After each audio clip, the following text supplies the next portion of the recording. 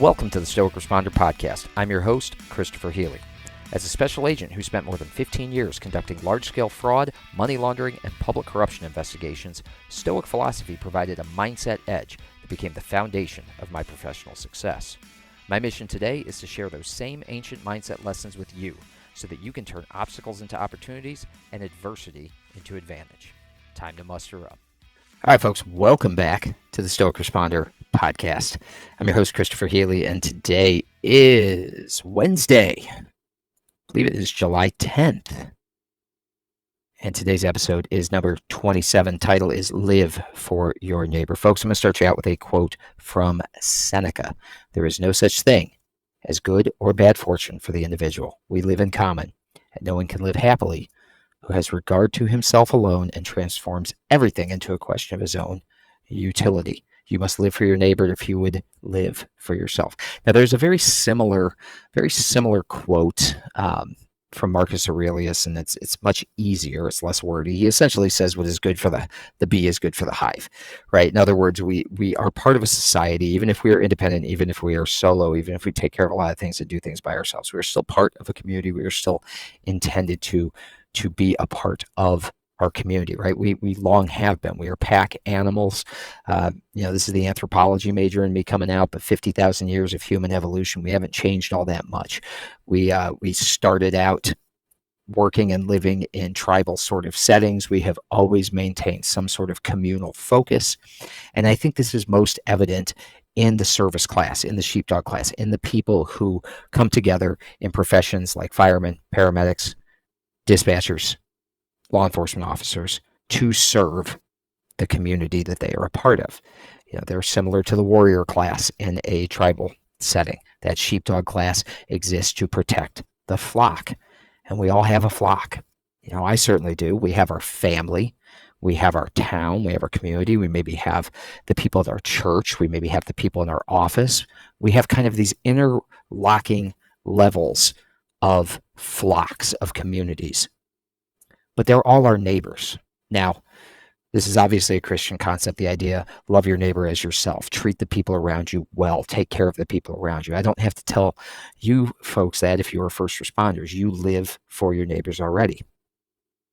I do want to talk a little bit about what the Stoics say about this. We're going to get into that by talking first about the original law enforcement motto, to protect and serve. Now, in 1955, Los Angeles Police Department held a contest to identify a motto that would express the ideals that the Los Angeles Police Department was dedicated to. The winning entry, of course, was this famous motto, to protect and serve. It was submitted by an officer, Joseph Dorobek. I'm probably not pronouncing that right. But many departments have since adopted that slogan. We see that everywhere, to protect and serve. And they've adopted it for themselves because of how succinctly it describes the relationship between the police and the societies that they watch over, right? The job is to protect our neighbors. The job is to serve our neighbors.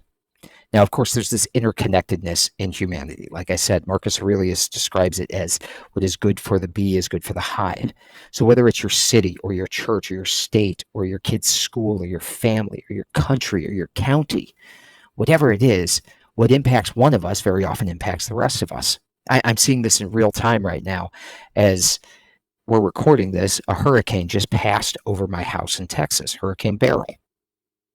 I'm involved in a Facebook group for my neighborhood, and I can see on that Facebook group people posting pictures of the trees that are down, asking, does anyone have power? Does anyone have water? Can I borrow a chainsaw, et cetera, et cetera. Neighbors helping neighbors, organizing with one another to clean up the community after the fact, because what is good for one person in the community is good for all. To have clear roads, to have the water flowing so there's no flooding, to have debris removed is good for everyone. We all get our lives back on track. No one person in the neighborhood can do all those things. So there's an immediate drawing in. There's an immediate closing of ranks around the community to serve everyone. If somebody needs something, people are stepping up and offering. And I guarantee you that's happening in other communities around the state of Texas right now as well, where this storm impacted people's lives. So when tragedy visits us, when things feel bleak, when things feel uncertain, we often seek out that solitude. We often seek out that community to assist and to help us. Many of you likely owe to your career to these sorts of moments. A lot of us joined law enforcement, a lot of us became first responders because of something that happened at some point in our lives that caused us to seek out community. We saw heroes serving others. We saw heroes serving us, perhaps, and we wanted to seek out that responsibility. We wanted to join that community to serve others as they served us. I certainly feel this way. When I saw police, when I saw firemen, when I saw Port Authority police, when I saw paramedics rushing towards the World Trade Center on 9/11, when I saw that replayed again and again and again, all I could think of was, those are the people who are protecting and serving. Those are the people who are rushing into danger to help their fellow man. I want to be someone like that. You see, as first responders, we have to always remember that individual fortunes, whether they're good or bad, are not absolute, right? We live in a collective society. True happiness and fulfillment are often found when we consider the well-being and interests of others who share our space. I know it is awesome to be focused on our own goals, and I highly encourage that, and I certainly have done that in my life. But we get the most back when our goals also serve and impact others. I can give countless examples of how my wife's business, where she has been a consultant in the online coaching space, the fitness space, the health space, right? She has helped other people grow and build their businesses through her consultancy, and the downstream impact of that has allowed her to reach and help thousands upon thousands of women who are able to get the assistance and the help that they need to become healthy and fitter for their families, because my wife helped their coach create a sustainable business so they could serve their clients better, right? So a single person can grow a very healthy and wonderful and successful business, touching and impacting thousands of people and helping them grow personally and professionally along the way, right? Again, we live in a society, and that is how these things work. So when we live in a way that benefits and supports our neighbors, that benefits and supports others, we ultimately enhance our own lives while also contributing to a more harmonious and interconnected community. Said another way, we protect and we serve. So folks, that is maybe the best distillation of the law enforcement mission that I've ever seen. There's a reason why it graces so many patrol cars around the country. We protect, we serve. And by so doing, we take care of the entire hive while also taking care of the bee. Now, one thing I would caution you on, and one thing that I've talked a lot about on this podcast and will continue to talk about, is prioritizing your own personal wellness. You are no good to anyone when you are burned out. You are no good as a first responder when your cup is empty. I liken it to training on the range. We practice, and we talked about this last week, we practice emergency reloads. We practice, tap, rack, re-engage, getting back in the fight, because an empty gun is little more than a poorly designed impact weapon. It doesn't do anything to save lives or to save your own life. You've got to make sure there's magazines, or there's a full magazine and a round in the chamber.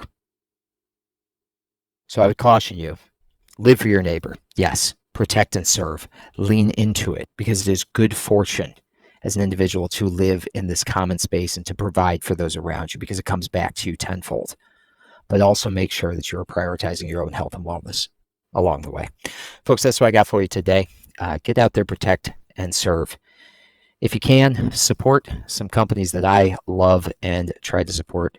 Give a follow to Blue Badge Coffee Company on social media. Check out their coffee. Every purchase that you make with Blue Badge Coffee Company is going to support peer support systems at departments and agencies around the country. And if you got the time, or you can do so, please donate to the Overwatch Collective. The Overwatch Collective is a 501c3 organization that's providing free therapeutic services to first responders, their families. It is paying for therapy for individuals so that they do not end up in that tough space that so many of our first responders end up in, where they're contemplating or thinking about suicide. The Overwatch Collective is literally saving lives. If you want to support a couple of great law enforcement-owned organizations that are giving back to the community you're a part of, those are two that I highly recommend. And if you have your own organization that is giving back to the law enforcement community, please reach out to me. I'll make sure that you get credit with my listeners as well. It's a service I offer free of charge, because I believe in the mission of these organizations. And if you've got one of those organizations, please let me know. Folks, if you want to support this podcast, you can do so by picking up a copy of my book, In Valor, 365 Stoic Meditations for First Responders. It's available on Amazon, Barnes & Noble, Walmart. It's available on my website, anywhere you get your books. Pick up a copy of that. It's going to give you daily Stoic quote, some contextualization in a modern sense that you should be able to identify with, and then a daily journal prompt like the one I forgot to give you today. Speaking of, get out your pencil, get out your pen.